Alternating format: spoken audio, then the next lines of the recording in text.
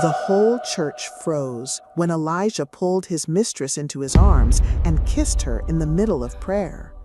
Then he turned to his wife and said, "God sent her to replace you." Everyone waited for Micaiah to break down. Instead, she folded her hands, smiled softly, and whispered, "I'll remember those words." The sanctuary fell into complete silence, because only Micaiah knew what would happen when the sun came up. Stay with her, because the woman they laughed at in that church is about to teach every single person watching what real power looks like, and it does not shout. The morning had started like any holy morning in Nairobi. Grace Sanctuary was full, 2,000 seats, and every one of them warm. The choir wore white and gold. The cameras on the balcony blinked their small red eyes, sending the service out to thousands more watching from their phones. It was the kind of church where important men sat in the front rows and their wives sat beside them wearing their best. Micaiah sat in the second row, exactly where she always sat, third seat from the aisle. Her hands rested in her lap.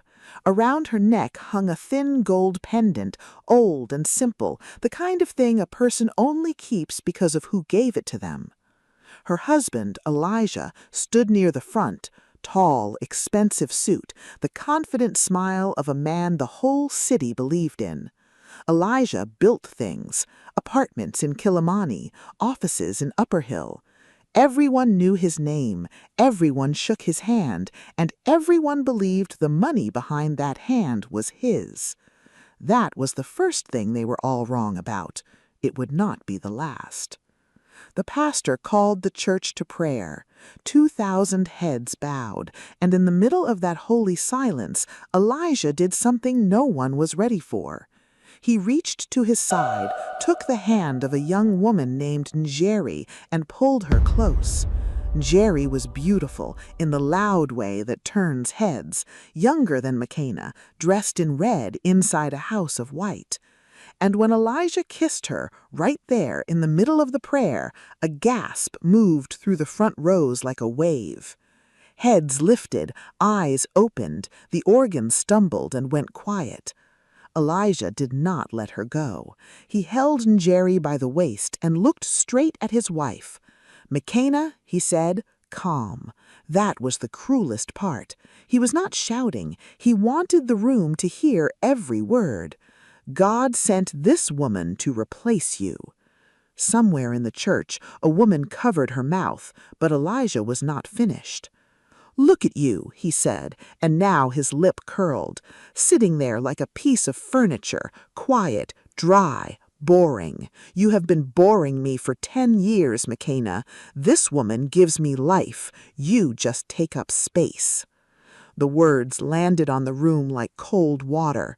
An elder in the front row stood halfway up, then didn't know what to do and sat back down.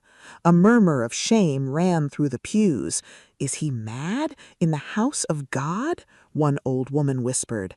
And Njeri, held there in Elijah's arm, did not look away. She looked directly at Micaiah, and she smiled, slow and sharp, and lifted one hand to touch the gold necklace resting on her own chest.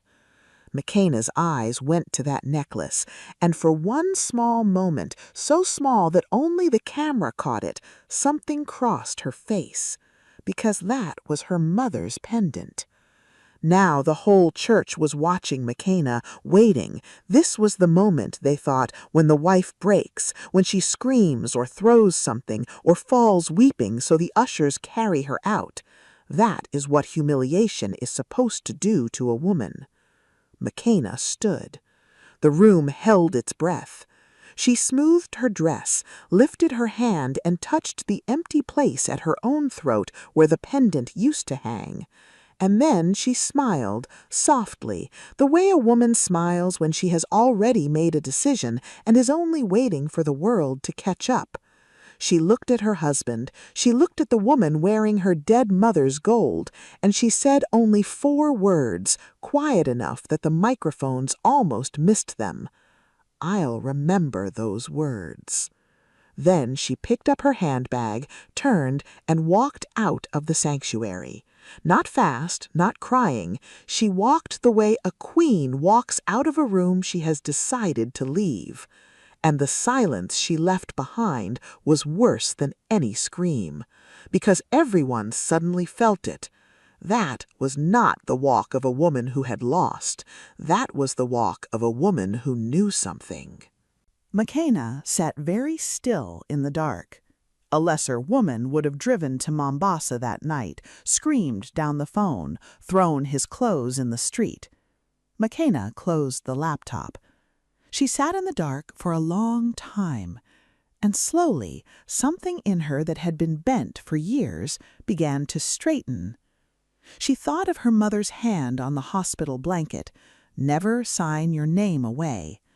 She had kept it, through every good year when it seemed foolish. "Thank you, Mama," she whispered into the dark. "You saw this before I did." Then she took out her phone and made one call, late as it was, and said only one sentence: "Bring me the original file. All of it." She hung up, and for the first time in a year, she slept. What she did not know, what she would only discover 3 days later, was that while she slept, Elijah was on the phone in Mombasa, wide awake, planning something so cold that it would make his affair look like the smallest of his sins. The old lawyer's name was Mama Wanjiru. She had known McKenna's mother for 30 years, and when McKenna spread the original documents across her desk, the old woman put on her glasses, read for a long time, and then looked up with a strange expression that was not quite triumph and not quite fear. "McKenna," she said slowly, "these papers make you the owner of everything your husband pretends to own. The company, the land, even the plot that church of yours is built on." She paused. "But, my child, I must ask you something, and I need you to think before you answer. Does Elijah know that you have these?" McKenna said what she believed to be true. "No, he forgot they exist. He signed them years ago without reading." Mama Wanjiru took off her glasses. "Then explain something to me," she said, "because 2 weeks ago a man came to my nephew's law firm asking questions, quiet questions, about how a husband could challenge property held in a wife's name, about how a man could argue his wife was unstable, unfit, not to be trusted with money." She leaned forward. "The man used a false name, but my nephew described him to me. Tall, expensive suit, a scar on his left hand." McKenna's own hand went cold in her lap. Elijah had a scar on his left hand. The room seemed to tilt, because if that was true, then everything McKenna thought she understood was wrong. Elijah had not forgotten the papers. Elijah knew. He had known for weeks.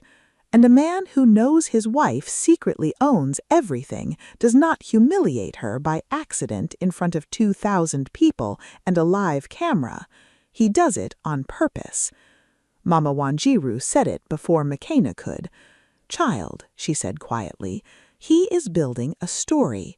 He insulted you in that church so the whole city would see a bitter, broken, unstable woman.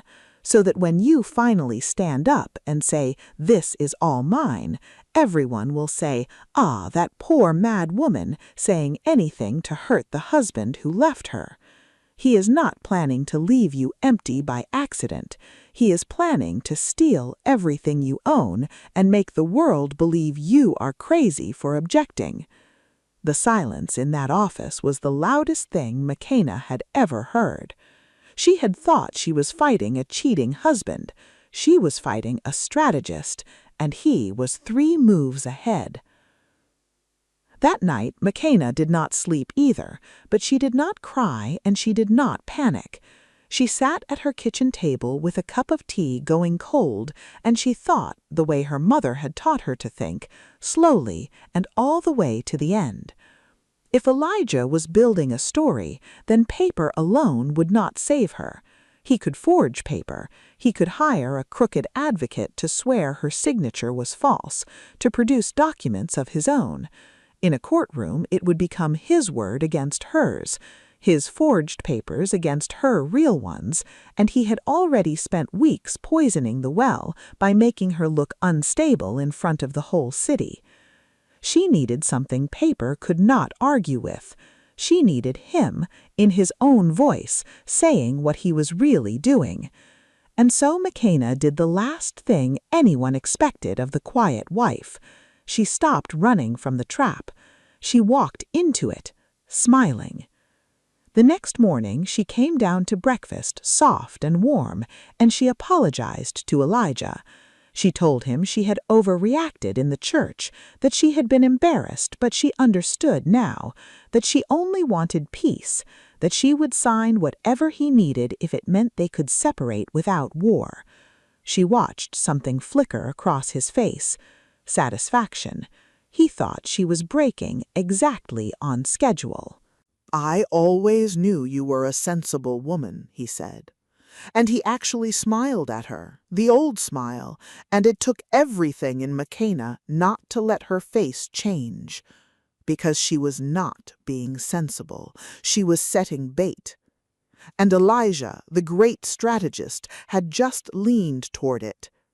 He would want to meet his crooked lawyer to prepare the papers, and when he did, McKenna intended to be listening. But McKenna was not the only one in that house running a game, and this is where the story turns in a way no one saw coming. Njeri was not a lovesick girl who had stumbled into a rich man's heart. Njeri was a hunter. She had chosen Elijah the way a smart woman chooses a business after studying the accounts. And in the weeks since the church, Njeri had begun to smell something wrong with those accounts. She had noticed the same thing McKenna's lawyer had, money that moved strangely, a man who was rich but suddenly nervous about paper, and late one night, going through Elijah's phone while he slept, Njeri found the same folder McKenna had found. She learned that the empire she was planning to inherit did not legally belong to the man she was sleeping with. It belonged to the wife. Most women would have panicked. Njeri smiled in the dark, exactly the way McKenna had smiled in the church, because Njeri decided in that moment that she was not going to marry into this fortune. She was going to rob it and run before it collapsed. She began quietly moving small amounts of Elijah's liquid money to an account of her own. She started keeping her own recordings of Elijah's schemes, insurance for the day she would need to disappear or to blackmail him. 3 people now sat at the same table, and all 3 were holding knives under it. The husband planning to rob his wife and call her mad, the mistress planning to rob them both and vanish, and the wife, calm and smiling, planning to let them destroy each other in front of the whole world. The only question left was which knife would come out first. The family found out about the church before McKenna said a single word. Nairobi is a village pretending to be a city. By that same evening, aunties were calling aunties, and the reactions split the family in half like an axe. McKenna's old aunt, Shiro, called her weeping with rage. She cried, "I will come there myself and beat that man with my own hands. In the house of God. He shamed our blood in the house of God." But another relative, an uncle who had always admired Eliza's money more than his own family, called to counsel McKenna to be quiet. "Do not make noise," he said. "He is a big man. Where will you go? Think of your name. A woman who fights her husband in public has no home to return to."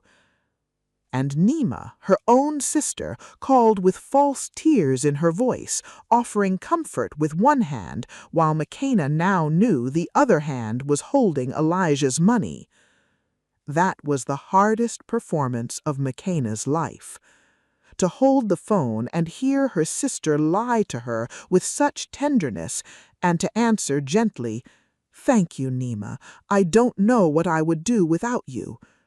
To hear Nima say, "I will always protect you, sister," and to smile into the phone and answer, "I know you will," while her heart broke into pieces she would have to glue back together later, alone. 2 days after the church, Nima came to the house. She sat in McKenna's kitchen with tears she had practiced, holding her sister's hands, and said, "Whatever happens, McKenna, I am on your side. Blood is blood. Tell me everything he is planning. Let me help you fight him." And she squeezed McKenna's fingers and waited, and McKenna understood exactly what she was: a spy sent to learn how much the wife knew. It took everything McKenna had to look into her little sister's eyes and give her nothing but a soft, grateful smile. "I don't know what he is planning," she said gently. "I am too tired to fight, Nima. I think I will just sign whatever he wants and go quietly." She watched relief flicker across her sister's face, watched her believe her, watched her hurry off to carry the good news back to Elijah. And when the door closed, McKenna sat alone at the table where they had eaten 1,000 childhood meals together, and for the first and only time in this whole story, 2 tears slipped down her face, not for her husband, for the sister she had already lost and would have to bury while she was still breathing. Then she wiped her face and she got back to work. Grief could wait, justice could not. At church, it was worse and better all at once. Some of the women looked away from McKenna in the market as if shame could be caught like a cold, but others quietly began to come to her. An old widow pressed her hand in the vegetable line and whispered, "Stay strong, my daughter. God sees. God is not slow, only patient." A choir member left a covered plate of food at her gate with no note. The community was choosing sides, and slowly, without McKenna lifting a finger, the good and decent people of that church were beginning to lean toward the quiet woman who had walked out with her head high. Elijah felt none of it. He was too busy with his plan, and that blindness would cost him everything. The break McKenna needed came on a Thursday. Elijah told her he was going to a business dinner. She had learned to hear the lie inside his voice, and she knew this was the meeting. So McKenna, the wife everyone thought was too soft and simple to fight, did something that would have stopped her mother's heart with pride. She followed the plan she had built with Mama Wanjiru's nephew, and she made sure that when Elijah sat down with his crooked advocate, Advocate Kimani, in the corner of a quiet hotel restaurant, there was a small phone in McKenna's own handbag 2 tables away, recording every word. She sat with her back to them, a scarf over her hair, a cup of tea she never drank, and she listened to her husband plan her destruction in his own calm voice. "The signature is easy," Kimani said. "We produce a transfer dated 3 years ago. Once it is filed, the burden falls on her to prove it false, and by then the properties are moved." "And if she fights?" Elijah asked. "Then we remind everyone of the church," Kimani said, and McKenna heard the smile in his voice. "A hysterical woman, humiliated, bitter. No court, no family, no congregation will believe a word she says. You have already made her look mad, my friend. That was half the work done." And then Elijah laughed, a short, easy laugh. "She was always going to be useful for one last thing," he said. "Her money built me. Now her madness will free me. She never even understood what she was married to." McKenna sat very still with her cold tea, and she let the little phone drink in every word. She did not feel like crying. She felt clear, cold and clear like water at the bottom of a deep well. She had walked in hoping for a scrap of proof. She had walked out with his whole cold heart in her handbag. She paid for her tea, tipped the waiter kindly, and walked out into the Nairobi night with the thing that was going to end him. And behind her, Elijah kept laughing at a wife he thought he had already beaten, never once looking at the woman in the scarf 2 tables away. The great chance to end it all came wrapped as the brightest night of the year, the Grace Sanctuary Anniversary Gala. McKenna learned through the same carelessness that had opened Elijah's laptop that he planned to use the gala the way he had used the Sunday. In front of the whole city and every camera, he would stand up, present Njeri, and announce that he and McKenna were separating, painting himself as the patient, wronged husband, finally free of his difficult wife. It was the final brick in his story, the public performance that would make everything after look justified. Most women would have stayed home. McKenna bought a ticket. Then she did something that made Mama Wanjiru laugh out loud for the first time in years. Quietly, through a company name no one would recognize, McKenna became one of the sponsors of the gala. She would not be a guest at Elijah's coronation. She would own the room it happened in. She spoke privately with the pastor, who had heard the recording and who had gone very quiet and then very determined. She made sure certain people would be present: the bank manager, Elijah's biggest business partner, a journalist, and, with a soft sisterly invitation that gave nothing away, she made sure Nima would be there too. Elijah, meanwhile, grew careless and cruel in equal measure. At a dinner with his partners, he raised his glass and said, loud and grinning, "She should thank me. 10 years she ate off my name and gave me nothing, no child, nothing. Without me she is empty." The men laughed. Njeri laughed loudest and touched the stolen pendant at her throat and enjoyed a victory she was secretly planning to betray. But there was something Elijah did not know that night. Something McKenna herself had only just discovered, sitting on the cold floor of her bathroom a few mornings before, staring at a small test in her shaking hand.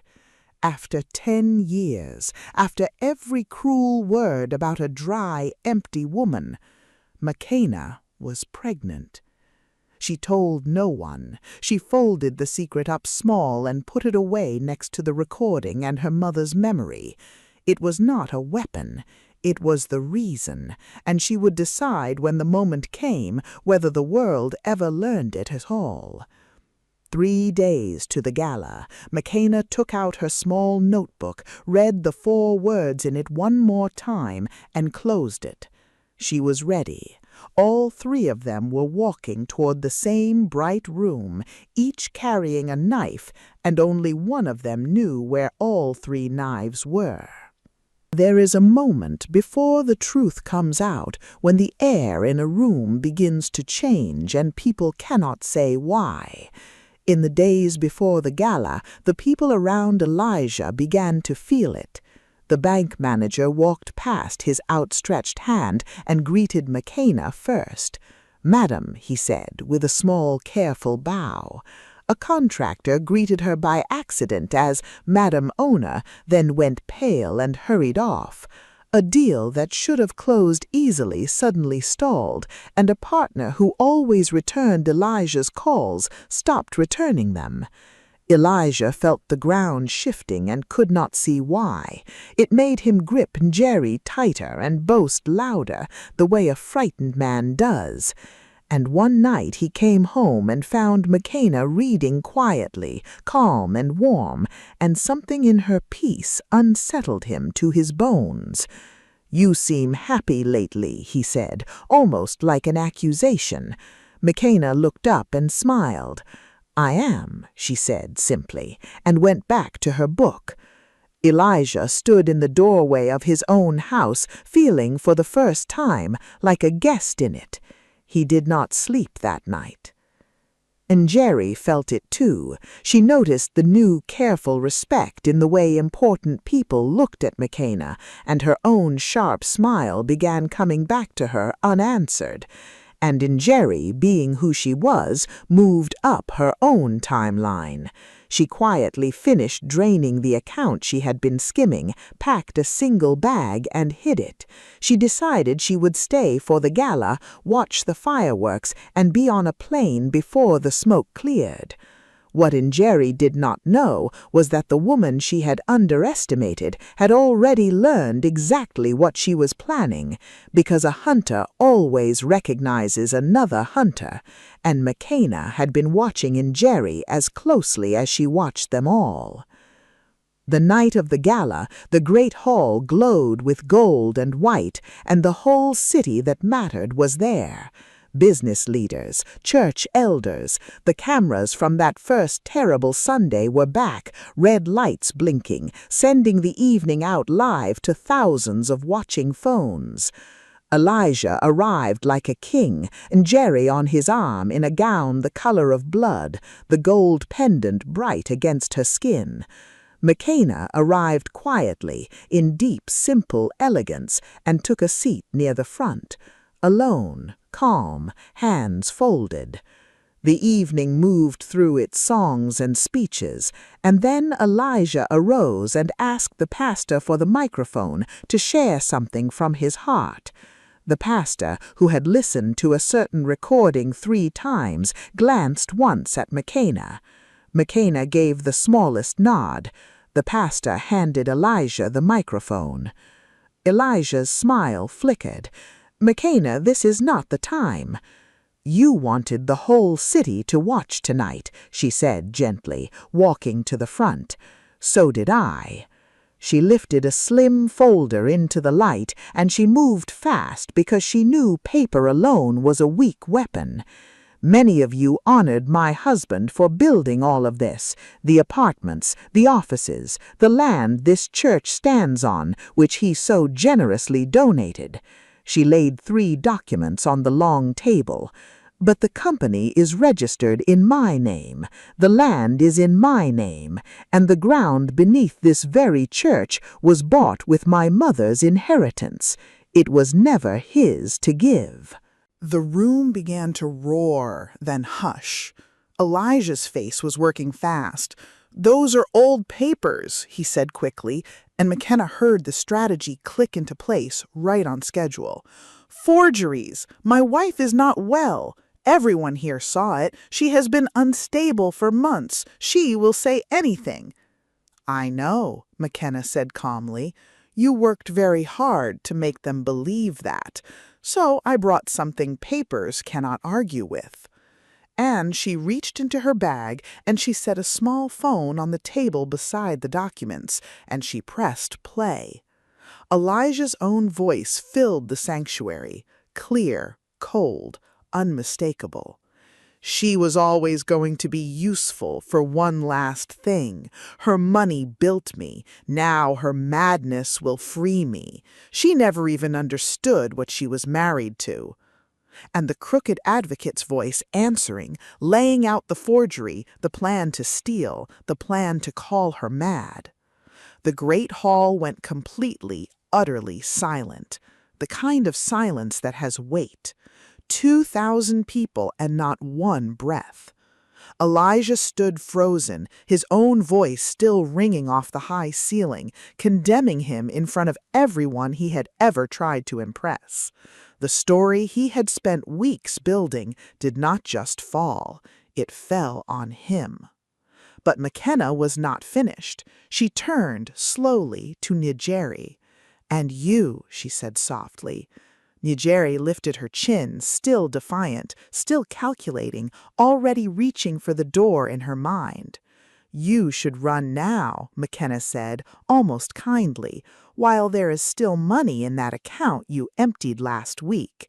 Yes, I know about that, too. You were never going to marry him. You were going to rob a sinking ship and swim away. A gasp tore through the crowd, and for the first time, Njeri's calculating face cracked. She looked at Elijah. Elijah looked at her, and in one horrible instant, the great love he had bragged about in the house of God curdled into what it had always been.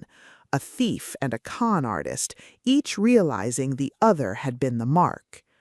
"You emptied my account?" Elijah breathed. "You were going to be poor anyway," Njeri hissed back, and just like that, in front of 2,000 people, the beautiful lie died. McKenna let the room drink it in. Then she turned one last time to the third person, and her voice softened into something sad. "Nima." Her sister froze in her seat. "The one I carried on my back, whose fees I paid, who called me every night this month to say she would protect me while she took his money to help destroy me." She did not read a document. She simply looked at her sister across the crowded, silent hall and let every person there see the truth on Nima's collapsing face. "You sold me for a handbag and a lie, for a man who was never going to keep you either." Nima began to weep, not from sorrow, from exposure, and the whole family, seated all around her, turned their faces away from her one by one, and that turning away was louder than any word.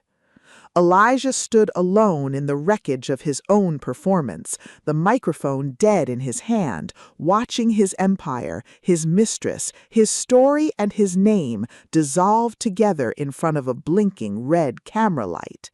He had been so busy calling his wife empty and mad that he never once thought to check whose voice was on the recording, whose name was on the door, or whose child she was carrying.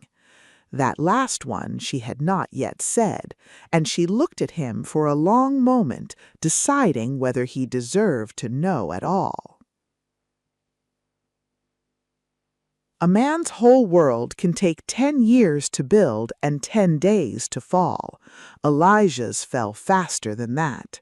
By morning, the recording was everywhere, the kiss, the insults, and now his own cold voice planning to rob his wife and call her mad. The city that had shaken his hand now shook its head at his name.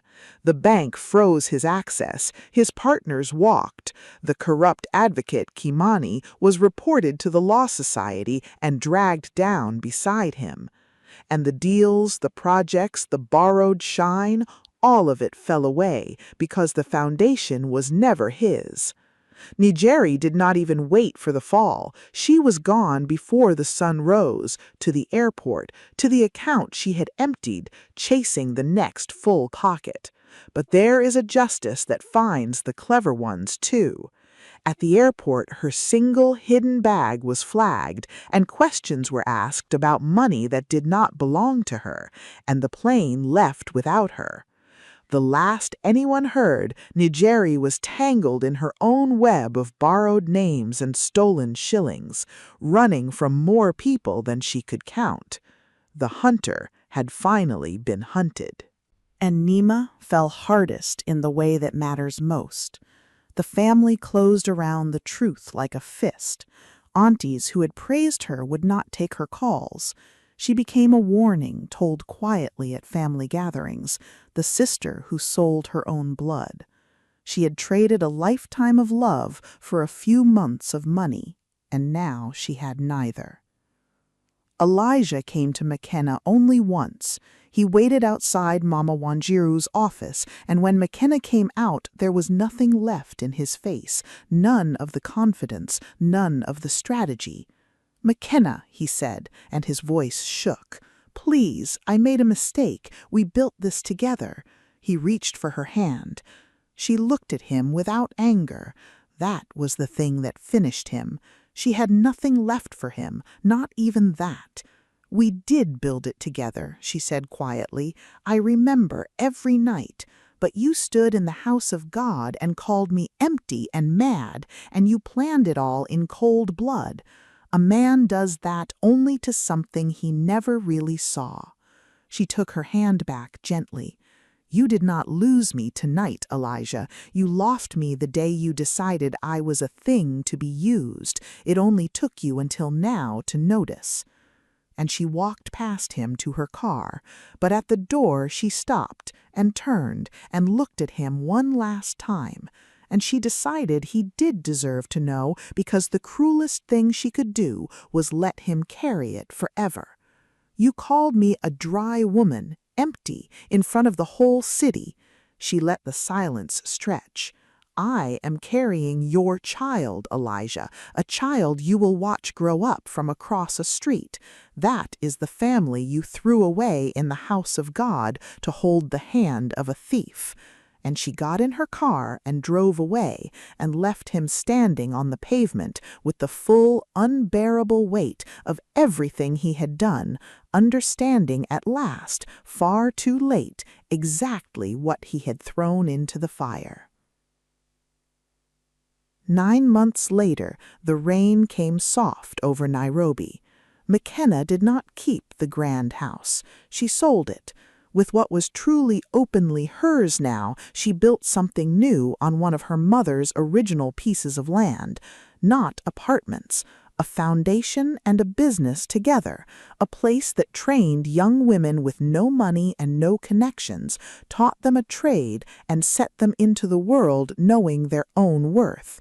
She named it after her mother. The gold pendant hung at her throat again, back where it belonged, over a heart that had learned exactly what it was worth. And in her arms, wrapped against the cool of the rain, she held a small son with his grandmother's eyes. On a gray afternoon, standing at the wide glass front of her new building, laughing with a roomful of the young women she was mentoring, McKenna looked up, and out on the wet street she saw him, Elijah. Thinner now, his fine suit gone, his shine washed away by ordinary rain. He was standing across the road, looking through the glass at the warm, bright room he had no part in, at the woman he called empty, and at the small child in her arms he would only ever see through glass. His hand half rose, toward the door, toward the child, toward everything. McKenna saw him. She did not startle, she did not glare, she did not gloat. She looked at him across the small distance and the great one, and she understood everything about that moment, and so did he. She lifted her son a little higher so the boy's face caught the light, so that Elijah could see, clearly, the whole family he had traded away in the house of God for the hand of a thief. And then gently she turned the child away from the glass and turned herself away with him, back into the warmth, back into the laughter, back into the life that was entirely her own. For one moment, a passing stranger stopped beside him under the rain, an old woman with a shopping bag, and followed his stare through the glass to the laughing woman and the child. "That one," the old woman said softly, nodding at McKenna. "God has blessed her. You can see it. Some woman must have prayed very hard." And she walked on, never knowing that the man beside her had once held that blessing in his own 2 hands and thrown it away in a church. Elijah stood in the rain a long time. He did not knock. Some doors a man closes with his own hands, and no amount of rain will open them again. At last he lowered his arm and turned and walked away down the wet, gray street, alone, carrying a grief that would follow him the rest of his life.